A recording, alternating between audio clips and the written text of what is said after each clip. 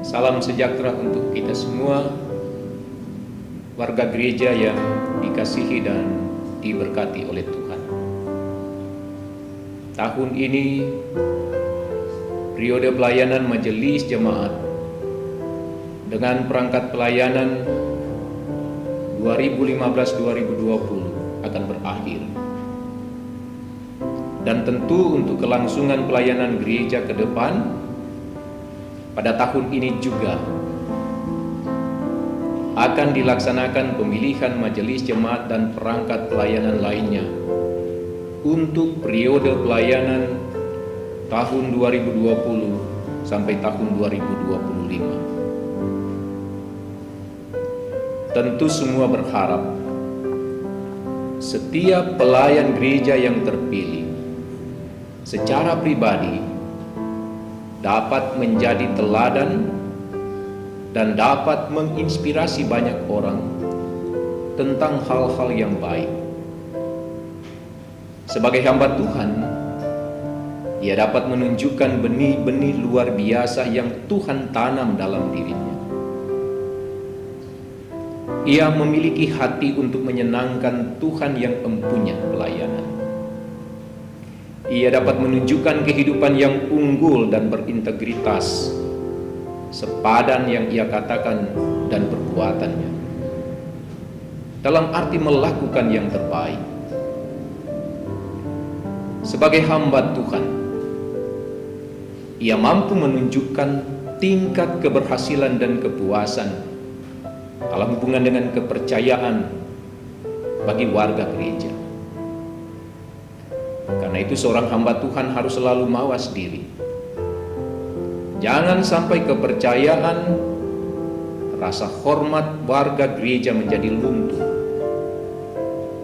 Sebab dengan menyadari kelemahan-kelemahan manusiawi seorang hamba Tuhan, bukan tidak mungkin ia bisa jatuh dalam perbuatan-perbuatan dosa yang pada akhirnya jemaat atau warga gereja kehilangan panutan dan teladan hidup dari seorang hamba Tuhan. Dalam 2 Tawarik pasal 26 ayat 16 menyaksikan bagaimana Raja Uzia yang diangkat dan ditetapkan Allah menjadi raja melalui umatnya. Pada awalnya ia adalah raja yang baik, raja yang benar di hadapan Tuhan, setia pada Allah, patuh pada hukum dan ketetapan-ketetapan Allah. Namun kemudian ia berubah menjadi sombong karena merasa kuat dengan dibuktikan keberhasilan yang diraihnya selama menjalankan tugasnya sebagai raja. Ia menjadi tidak setia pada Allah dan menjadi pemimpin atau raja yang jahat.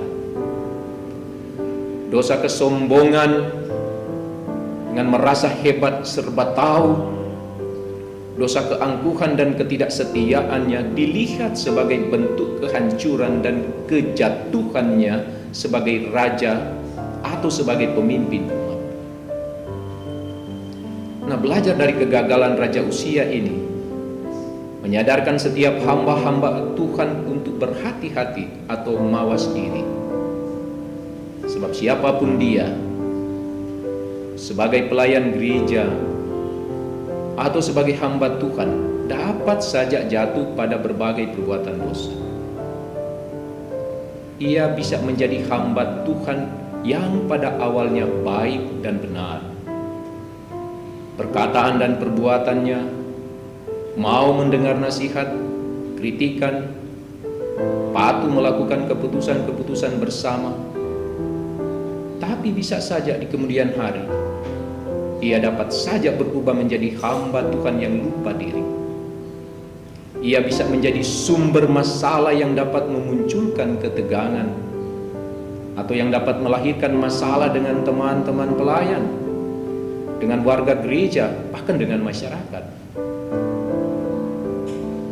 Ia bisa saja menjadi pelayan yang tidak tekun melayani, melalaikan atau meninggalkan tugas pelayanan ia akan lebih banyak mengeluh daripada berupaya bangkit untuk melayani.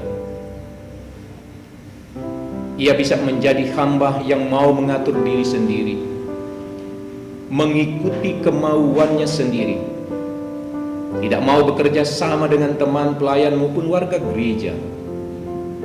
Ia bisa saja menjadi tidak jujur dalam banyak hal.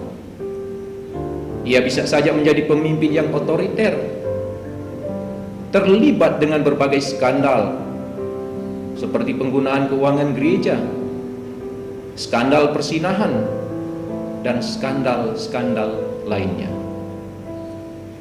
Tentu sebagai warga gereja kita semua memahami bahwa setiap mereka yang disebut sebagai pelayan gereja atau hamba Tuhan dipilih dan ditetapkan oleh Allah, Sang Pemilik pelayanan, melalui proses dan mekanisme yang diatur oleh gereja sebagai institusi. Dan itu adalah anugerah yang besar. Karena juga menjadi hamba Tuhan tentu tidak sekedar mencari popularitas, kedudukan, dan tidak sekedar menjadi pintu atau batu loncatan karena ada kepentingan pribadi tertentu di dalam dan di luar gereja. Bukankah ini juga merupakan tanda kehancuran dan kejatuhan seorang hamba Tuhan, sama halnya beberapa hal yang disampaikan tadi. Saudara-saudara warga gereja yang dikasihi Tuhan, apapun yang ada dalam hati kita dan apapun yang kita lakukan, semuanya tidak luput dari pandangan dan perhatian Allah dalam Yesus Kristus, Sang Pemilik pelayanan, Tuhan yang dilayani oleh gerejanya, termasuk di dalamnya oleh hamba-hamba Tuhan. Karena itu kepada Dia, Sang Kepala Gereja, hamba-hamba Tuhan akan mempertanggungjawabkan segala pekerjaannya. Tuhan senantiasa memberkati hamba-hamba yang setia.